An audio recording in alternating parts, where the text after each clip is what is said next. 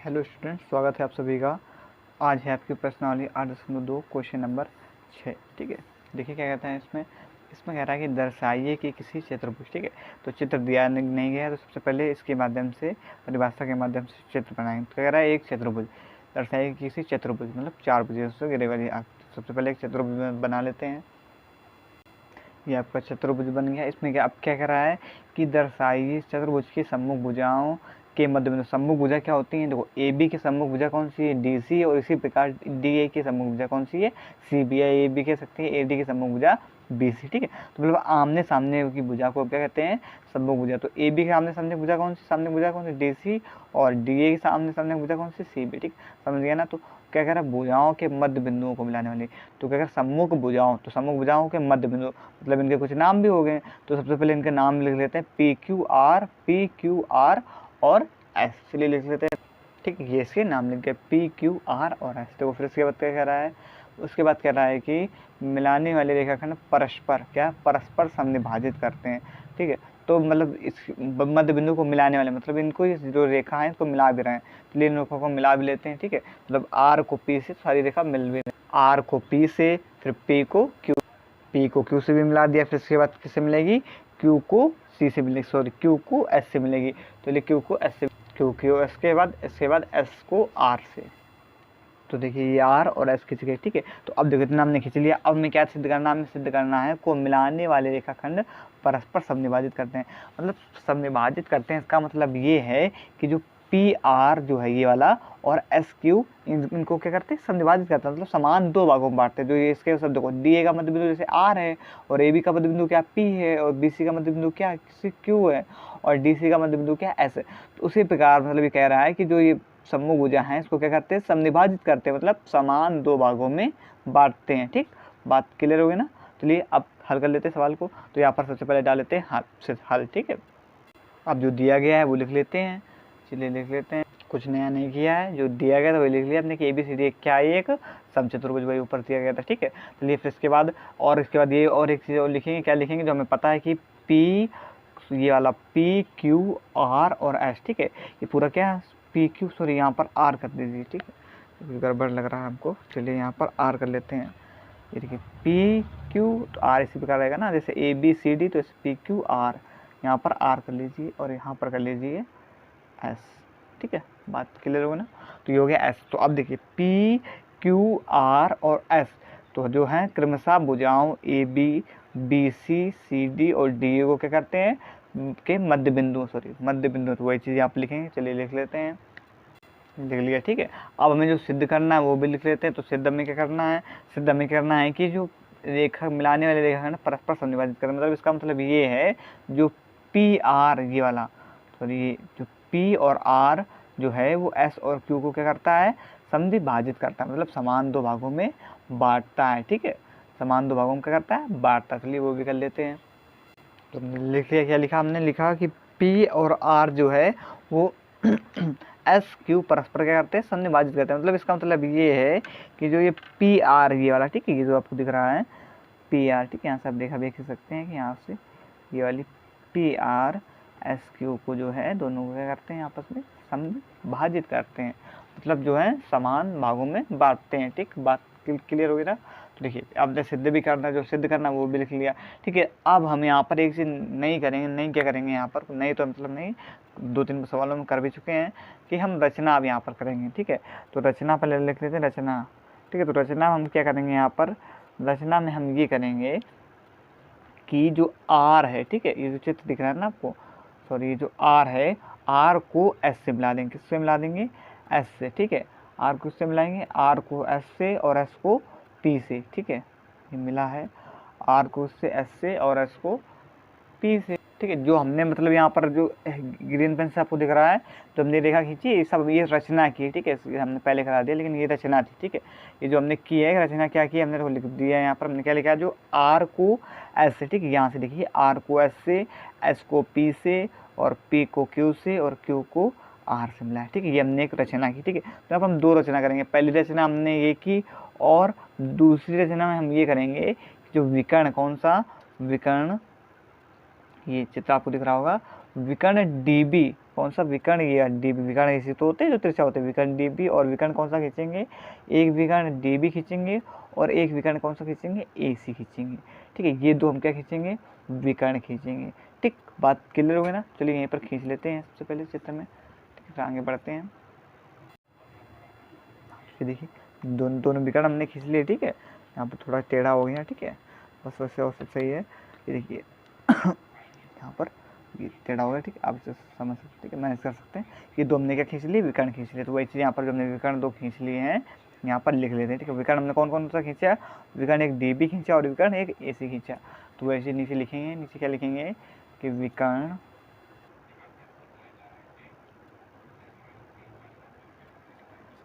DB और AC खींचा। ठीक है, ये दो विकर्ण तो खींचे थे, लिख लिया। ठीक, अब हम सवाल को, अब यहाँ से आपका मेन काम स्टार्ट होता है। अब हम सवाल को यहाँ से हल करेंगे। ठीक है, अब यहाँ से ध्यान से समझना है आपको, संयम से, बिल्कुल अच्छे तरीके से। ठीक है, आप ध्यान देना यहाँ पर। अब हम सवाल को कह रहे हैं सिद्ध करेंगे। ठीक है, सिद्ध करें उत्पत्ति हल, जो मतलब आपको अच्छा लगे वो यहाँ पर आप डाल सकते हैं। ठीक, हमने यहाँ पर डाला है सिद्ध। देखिए अब ये आपको चित्र देखिए, ये चित्र देखिए। ठीक है, जितना वो सेम था सेम वैसे चित्र सेम ये भी है। ठीक है, देखिए अब हमें क्या करना है, अब हम यहाँ पर त्रिभुज कौन सा लेंगे, त्रिभुज हम लेंगे ए बी और डी। ठीक है, समझ में आ रहा ना, ये पूरा त्रिभुज ए बी डी। ठीक है, ये वाला पूरा त्रिभुज समझ में आ रहा ना, ए बी डी। ठीक है, ये पूरा त्रिभुज लेंगे, ये वाला। ठीक, दिख रहा है ना ये वाला। ठीक, समझ में आ गया ना। चलिए इसको ले लेते हैं पूरा त्रिभुज को। तो लिखेंगे यहाँ पर, क्या लिखेंगे, त्रिभुज ए बी डी में। तो त्रिभुज ए बी डी में हम देख पा रहे हैं, हमें पता है कि जो एस है वो ए डी का क्या है, मध्य बिंदु है। तो वैसे यहाँ पर लिखेंगे कि एस ए डी का मध्य बिंदु है।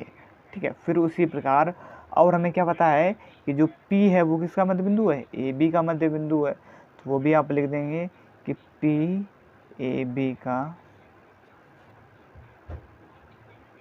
मध्य बिंदु है। ठीक है, इतना कर लिया हमने, P किसका मध्य बिंदु, ए बी मध्य बिंदु। ठीक, अब आगे देखते हैं आगे क्या है।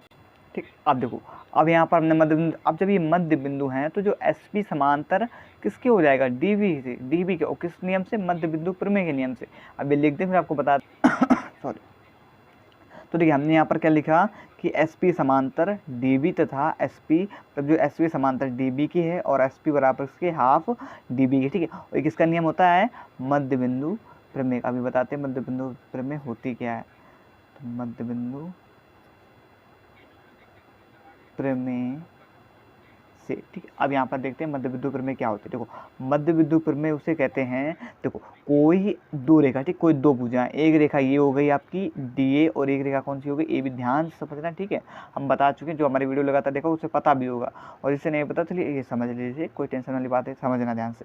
देखो मध्य बिंदु प्रमेय क्या होती है, कोई दो रेखा, ठीक, कोई दो भुजा रेखा, एक रेखा मान लो डी ए और ए बी। ठीक है, तो इनके मध्य बिंदु, इनके मध्य बिंदु का, डी ए का मध्य बिंदु क्या है, एस है, और ए बी का मध्य बिंदु क्या है, पी है। ठीक है, तो कोई दो रेखा हैं, उनके मध्य बिंदु को मिलाने वाली रेखा, तो ठीक, एस पी को मिलाने वाली रेखा, तीसरी रेखा, तीसरी रेखा इसमें तीनों में तीसरी रेखा कौन सी है, तीसरी रेखा है डी बी। ये कौन सी तीसरी रेखा है, तो तीसरी रेखा को मिलाने वाला, तीसरी रेखा के क्या होती है, समांतर होती है। देखो एक बार फिर से ध्यान समझना कि देखो कोई दो भुजा, ठीक है, ये दो, दो रेखा, एक रेखा ये डी ए और एक रेखा कौन सी, ए बी। ठीक है, कोई दो रेखा ए बी, कोई दो रेखा के मध्य बिंदु को मिलाने वाली रेखा तीसरी रेखा के कैसी होती है, समांतर होती है, तथा तीसरी रेखा, तथा जो जिसको हमने मिलाया, मतलब जो मध्य बिंदु रेखा ये वाली जो होती है, आधी होती है, किससे आधी होती है, डी बी, तीसरी रेखा से आधी होती है। ठीक, बात क्लियर होगी ना, मतलब ये जो एस पी ये वाली रेखा है आधी है इससे, डी बी से कैसी है, आधी है। ठीक, अब क्लियर हो गया ना मध्य बिंदु पर में? आप तो कभी नहीं भूलोगे ना। अगर आपको अभी भी नहीं समझ में आया तो वीडियो को थोड़ा पॉज करके फिर से पीछे देख लीजिए रिमाइंड करके, ठीक है, तो आपको समझ में आ जाएगा। ठीक, आई होप कि आपको समझ में आ जाएगा। ठीक, समझ में आ गया ना मध्य बिंदु पर में? अब देखो इतना कर लिया ना हमने, अब देखो उसके बाद आगे, अब आगे देखते हैं। ठीक, इतना हमने लिख लिया। हाँ, एस पी समांतर हो गया डी बी के। ठीक है, अब देखिए इसके बाद अब हम लेंगे यहाँ पर त्रिभुज कौन सा? त्रिभुज बी सी डी में। किसमें? त्रिभुज बी सी डी में। किसमें? इसमें हाँ हाँ, ये बी सी और डी। ठीक है, इसमें पूरे में तो आपको दिख रहा होगा ये पूरा। चलिए दूसरे पेन से कर लेते हैं, आपको समझ में भी आएगा। इस वाले से कर लेते हैं। ये देखिए ये वाला पूरा। ठीक है, बी ये वाला। ठीक है, अब तो दिख रहा होगा ना ये वाला पूरा। ठीक है, ये आपका बी सी डी। ठीक, इस वाले त्रिभुज को लेंगे। अब यहाँ पर हम लिखेंगे त्रिभुज कौन सा? B C D. ठीक है, ध्यान, चीज़ों को ध्यान समझना हो, थोड़ा संयम रखना है। ठीक है, धीरे धीरे चीज़ें समझ में आती हैं, एकदम की आपको कोई चीज़ समझ नहीं आती। ठीक है, अब एकदम की आप अगर सीढ़ी चढ़ने की कोशिश करेंगे तो आप गिर जाएंगे। धीरे धीरे धीरे one by step by step चलिए, आपको एक एक चीज़ समझ में आ जाएगी। ठीक है, बिल्कुल टेंशन लेने की नहीं है। ठीक है, ज़रूरत नहीं। चलिए अब हमने देखो सबसे पहले हमने क्या किया, और आपको चीज़ों को रिमाइंड करना, ध्यान रखना। देखो हमने सबसे पहले त्रिभुज ए बी डी को देखा, ए बी डी में जो दिया गया था वो लिख लिया और उसमें समीकरण फर्स्ट निकाल लिया। अब त्रिभुज बी सी डी में लिखेंगे। तो देखो त्रिभुज बी सी डी में सेम इसी प्रकार, देखो ये आपका कौन सा? B C D. तो सेम जैसे हमने इसमें मध्य बिंदु पर में देखे थे ए बी डी में, तो इसमें भी मध्य बिंदु देखेंगे। तो देखो मध्य बिंदु पर में तो बी सी का मध्य बिंदु क्या है? क्यू है, और डी सी का मध्य बिंदु क्या है? आर है। तो वही चीज़ यहाँ पर हम लिखेंगे, क्या लिखेंगे कि जो क्यू जो है उसका मध्य बिंदु बी सी का मध्य बिंदु, कुछ नया नहीं कर रहे हैं, तो जैसा दिया गया सिर्फ वही लिख रहे हैं। क्यू जो है वो किसका मध्य बिंदु है? बी सी का मध्य बिंदु है। और जो आर, ठीक है, आर किसका मध्य बिंदु है? डी सी का, सॉरी हाँ आप दिख रहा होगा ना आपको, आर जो है किसका मध्य बिंदु? डी सी का मध्य बिंदु है। डी सी का मध्य बिंदु। ठीक, क्लियर हो गया ना? अब देखिए इतना कर लिया, तो अब सेम यहाँ पर भी मध्य बिंदु पर भी लागू होगी। तो मध्य बिंदु पर में इस प्रकार लागू होगी। यहाँ पर हम क्या लिखेंगे? जो आपका क्यू आर, ठीक है, ये इसके देखो ये दो भुजा है, एक रेखा डी सी और ये बी सी है, और इनको मिलाने वाला मतलब इनके जो मध्य बिंदु को मिलाने वाली रेखा ये है, तो इसके समांतर तीसरी भुजा क्या हो जाएगी? समांतर हो जाएगी। तो डी बी ये भुजा होगी, आर क्यू किसके समांतर हो जाएगी? डी बी के समांतर हो जाएगी। तो वही चीज़ यहाँ पर हम लिखेंगे कि जो आर क्यू है वो समांतर किसकी हो जाएगी? डी बी के। तथा, और हमने और बताया था कि जो तीसरी भुजा क्या होती है, मतलब दोगुनी होती है, कह सकते हैं कि जो मध्य बिंदु ये वाली भुजा होती है आधी होती है किससे? डी बी की भुजा से। मतलब तीसरी भुजा से ये वाली भुजा आधी होती है, जो मिलाने वाली भुजा ये वाली आधी होती है, किससे? डी बी से आधी होती है। ठीक है, तो वही चीज़ है। तो इसे भी कह सकते हैं कि जो तीसरी भुजा ये होती है क्या? दुगुनी होती है इससे। किससे दुगुनी होती है?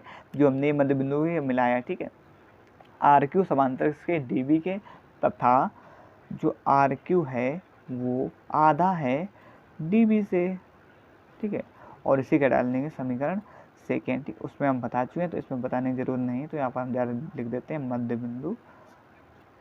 और भी इसमें बता दिया हमने मध्य बिंदु किससे? प्रमेय से। ठीक है, मध्य बिंदु प्रमेय से। ठीक, इतना कर लिया ना हमने। अब देखिए, अब इसके बाद अब हमें मिल गया समीकरण फर्स्ट ये मिल गया और समीकरण सेकेंड ये मिल गया। तो अब हम दोनों समीकरण से करेंगे सवाल को हल। तो यहाँ पर हम लिख लेते हैं समीकरण फर्स्ट व समीकरण सेकेंड से। समीकरण फर्स्ट व सेकेंड से। ठीक है, समीकरण फर्स्ट व सेकेंड में हम ध्यान से देखेंगे कि हमें पता है जो एस पी समांतर इसके डी बी के, और यहाँ पर भी समीकरण सेकेंड में भी आर क्यू समांतर इसके डी बी, मतलब दोनों जो है आपस में किसके? एस पी भी समांतर इसके डी बी की और आर क्यू भी समांतर इसके डी बी के। तो मतलब ये भी हम कह सकते हैं जो एस पी है वो समांतर इसके हो जाएगा आर क्यू के, क्योंकि दोनों जो हैं एक ही के समांतर, एक ही रेखा के समांतर। तो हम ये भी कह सकते हैं कि जो एस पी है वो समांतर किसके हो जाएगा? आर क्यू के समांतर हो जाएगा। और इसी प्रकार कैसे? तथा एस पी जो है वो आधा है डी बी के, और सेम यहाँ पर भी आर क्यू आधा किसके है, डी वी के। तो हम ये भी कह सकते हैं कि जो एस पी है वो बराबर किसके है, आर क्यू के है। तो वही चीज़ यहाँ पर लिखेंगे, जो एस पी है बराबर आर क्यू के बराबर है। ठीक, यहाँ तक बात क्लियर होगी ना। तो देखो अब हमने यहाँ तक, अब यहाँ पर समझने वाली बात है, यहाँ समझना। देखो एस पी समांतर आर क्यू तथा एस पी बराबर आर क्यू, तो हमने इसमें दिखाया है। देखिए हमें क्या दिखाना था, पहले ध्यान से चीज़ों को पॉइंट को ध्यान से समझना कि हम इसे एक क्या दिखा दें। सबसे पहले तो हमें यहाँ पर समांतर चतुर्भुज दिखाना है। जब हम इसे समांतर चतुर्भुज दिखा देंगे तो हम इसे आराम से इसकी जो भुजा है कैसे दिखा पाएंगे, समद्विभाजित दिखा पाएंगे। तो सबसे पहले हम क्या करेंगे, फर्स्ट काम ये करेंगे कि हम इसे समांतर चतुर्भुज दिखाने की कोशिश करेंगे। तो देखो समांतर चतुर्भुज हमने इसे दिखा चुके हैं। ठीक है, ध्यान से समझना कैसे दिखा चुके हैं हम। देखो पी क्यू आर एस, ठीक है। तो हमने कौन कौन भुजा को अभी हमने समांतर दिखाया है, एस पी समांतर किसके दिखाया, आर क्यू। ये देखो एस पी भुजा जो समांतर किसके दिखा दिया, आर क्यू के। और क्या दिखाया हमने, एस पी बराबर आर क्यू के।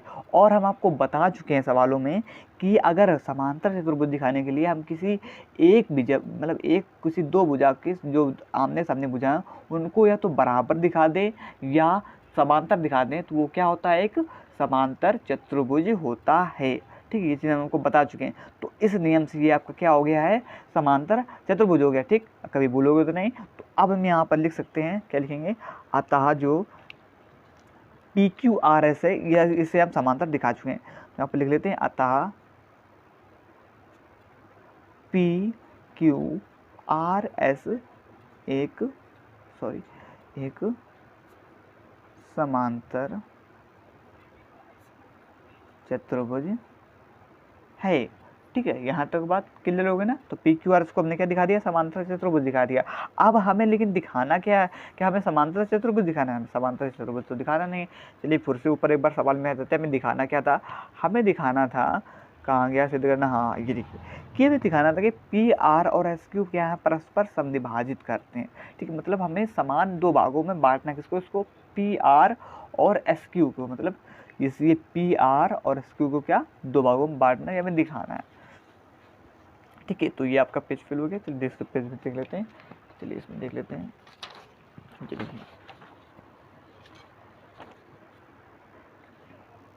अब यहाँ से ध्यान समझना, अब हम इसे समांतर भी, मतलब समद्विभाजित भी दिखा चुके हैं। कारण कि हमें ये बात पता है, हम जानते हैं कि समांतर चतुर्भुज के जो हैं उनकी जो भुजा होती हैं, भुजा मतलब कह सकते हैं जो पी आर ये वाली भुजा और एस क्यू भुजा। ठीक है, अगर इसे समांतर, हमने एक समांतर इसको दिखाया है पी क्यू आर एस को हम समांतर दिखा चुके हैं। ठीक है, समांतर चतुर्भुज हम दिखा चुके हैं। देखो ये लिखा पी क्यू आर एस एक समांतर चतुर्भुज है।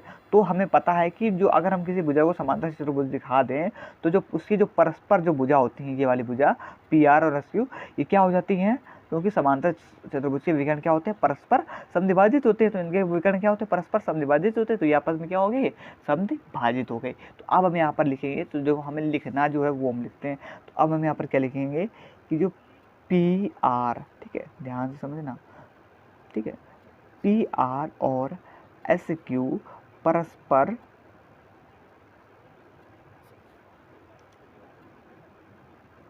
समद्विभाजित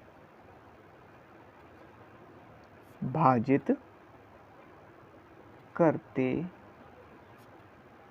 हैं। ठीक है, क्या करते हैं, परस्पर कैसे करते हैं, समद्विभाजित करेंगे। ठीक है, करेंगे या करते हैं। ठीक, करेंगे आप लिख सकते हैं, करेंगे।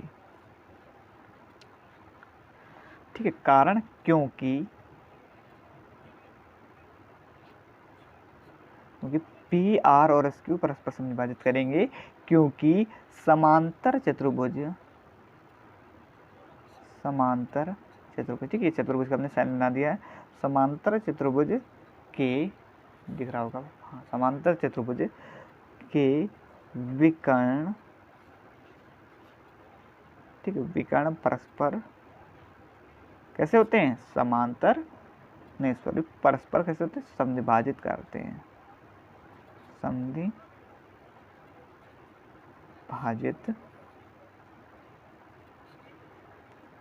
करते हैं। ठीक, बात क्लियर हो गई ना, एनी डाउट, आई होप कि आपको कोई डाउट नहीं होना चाहिए। ठीक है, तो ये आपका जो सवाल है वो पूरा क्लियर हो गया, यही हमें दिखाना था ऊपर। चलिए एक बार फिर से सवाल में आ जाते हैं और आप लोगों को स्क्रीनशॉट भी ले सकते हैं। ठीक है, ये देखिए पूरा आपका सवाल था, बड़ा सवाल बस थोड़ा थ्योरी, बस थ्योरिकल में था और कोई सवाल कठिन नहीं था, ठीक है। ठीक है, तो जो हमें सिद्ध करना था पी आर और एस क्यू परस्पर समविभाजित करते हैं, तो हम सिद्ध कर चुके हैं पी आर एस क्यू परस्पर समविभाजित करेंगे, कारण क्योंकि समांतर चतुर्भुज के विकर्ण परस्पर समविभाजित करते हैं। ठीक, यहाँ तक बात क्लियर हो गई ना। एक बार आपको क्विक तरीके से समझाने, मतलब सरल शॉर्ट में समझाने की कोशिश करते हैं हमने क्या क्या इसमें शुरू किया। तो देखो हमने शुरू में क्या, सबसे पहले हमने क्या किया इसमें, तो देखो हमें इसमें दिया गया था, ठीक, ध्यान समझना, थोड़ा सा शॉर्ट में बताने की कोशिश करेंगे आपको कि एक चतुर्भुज की सम्मुख भुजाएं हमें बताया था कि हमें इसमें दिखाना था कि जो इनके रेखाखंड है, मतलब जो ये जो रेखाखंड है, हमें क्या दिखाना था, समविभाजित दिखाना था। ठीक है, तो सबसे पहले हमने दिखा दिया है, वो तो सब आप कर लेंगे, दिया है वो जो दिया गया तो वो हमने देख लिया।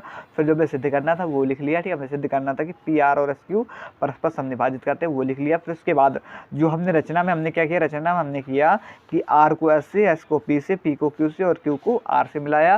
ठीक है, और दूसरी रचना में क्या किया, रचना हमने यहाँ पर दो की, पहली रचना में ये किया और दूसरी रचना में हमने किया कि विकर्ण डी बी और विकर्ण ए सी खींचे। ठीक, ये दो हमने विकर्ण खींचे। ठीक, इतना करने के बाद अब हमने सवाल को क्या किया, सिद्ध मतलब उत्पत्ति की। ठीक है, अब हम सवाल पे आए। तो देखो सबसे पहले सवाल में क्या किया, हमने त्रिभुज ए बी डी लिया। कौन सा त्रिभुज, ए बी डी, ये पूरा लिया। फिर उसके बाद हमने त्रिभुज कौन सा लिया, त्रिभुज ए बी डी से हमने मान निकाले और मध्य बिंदु में से जो हमें निकला और उसको हमने निकाल लिया। फिर उसके बाद समीकरण फर्स्ट डाल के छोड़ दिया वहाँ से।